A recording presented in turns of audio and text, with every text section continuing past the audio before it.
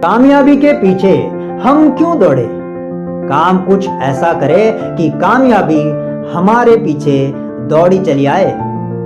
नमस्कार दोस्तों, बहुत बहुत स्वागत है आप सभी का मेरे इस चैनल पे। तो आज की जो कहानी है वह इन्हीं पंक्तियों के भावार्थ से संबंधित है। तो चलिए सुनते हैं आज की प्रेरक कहानी।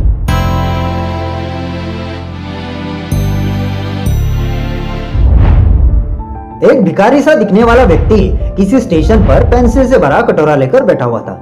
अधिकतर लोग उसे नजरअंदाज करते हुए चले जा रहे थे और कुछ लोग जो उसके पास आ रहे थे वह उसे भीख के माफिक पैसे तो दे रहे थे, लेकिन उससे पेंसिल कोई नहीं ले रहा था। कुछ वक्त बीतने पर एक युवा व्यवसायी उधर से गुजरा। उसकी नजर उस पेंसिल से भरा कटोरा लिए बैठे व्यक्ति पर गई। बाकियों की तरह वह भी उस शख्स के पास गया और उसके कटोरे में कुछ पैसे डाल दिया, लेकिन उससे पेंसिल नहीं लिया। उसके बाद वह ट्रेन में जाकर बैठ गया। ट्रेन का दरवाजा बंद होने वाला था कि वह युवा व्यवसायी एकाएक ट्रेन से उतरा और वापस उस भिखारी के पास जाकर बोला, मैंने तुम्हें पैसे दे दिए हैं तो मैं पेंसिल जरूर लूंगा, क्योंकि इन पेंसिलों की कीमत है। आखिरकार तुम भी एक व्यापारी हो और मैं भी। व्यापार छोटा हो या बड़ा फर्क नहीं पड़ता, व्यापार व्यापार होता है। ऐसा बोलकर वह व्यवसायी फिर से ट्रेन में जा बैठा। कुछ वर्षों बाद वह युवा व्यवसायी एक पार्टी में गया। आश्चर्य की बात यह थी कि वह भिखारी भी उस पार्टी में मौजूद था। उस भिखारी ने युवा व्यवसायी को देखते ही पहचान लिया और उसके पास जाकर बोला, नमस्कार साहब, आपने मुझे पहचाना? व्यवसायी ने झिझकते हुए कहा, माफ करना, मैंने नहीं पहचाना आपको। कौन है आप? भिखारी ने उस व्यवसायी को उस घटना के बारे में याद दिलाने की कोशिश की। फिर वह व्यवसायी बोला, अरे हाँ, तुम्हारे याद दिलाने पर मुझे याद आ रहा है, लेकिन उस दिन उस स्टेशन पर तुम तो भीख मांग रहे थे ना, तो फिर आज इस पार्टी में, वो भी सूट और टाई में, कैसे भाई?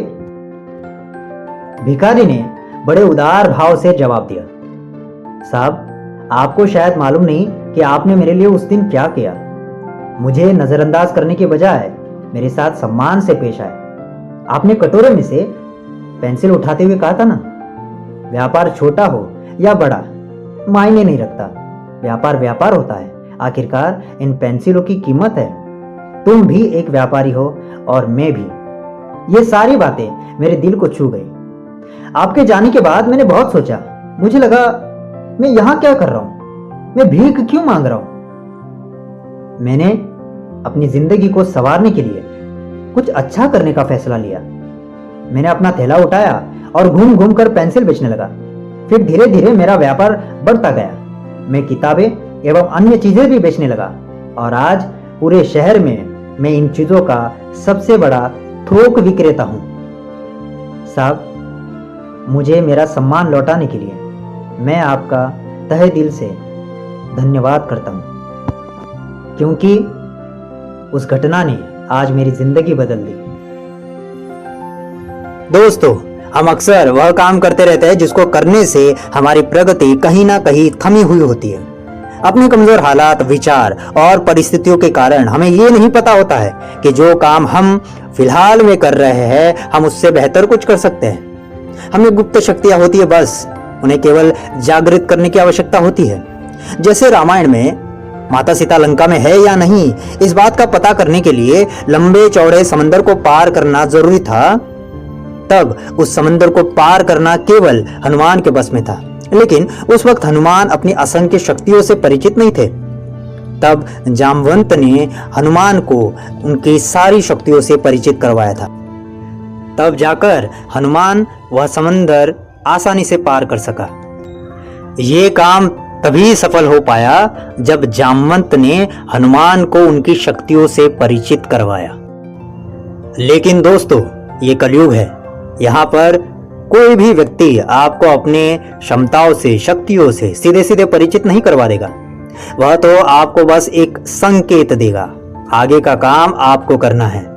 उसके द्वारा दिए गए संकेत को सही नजरिए से देखकर उसका सही उपयोग करना चाहिए और हमेशा केवल सकारात्मक रहकर जिंदगी नाम के समंदर को पार करते रहना चाहिए। एक दिन वह समंदर जरूर पार होगा।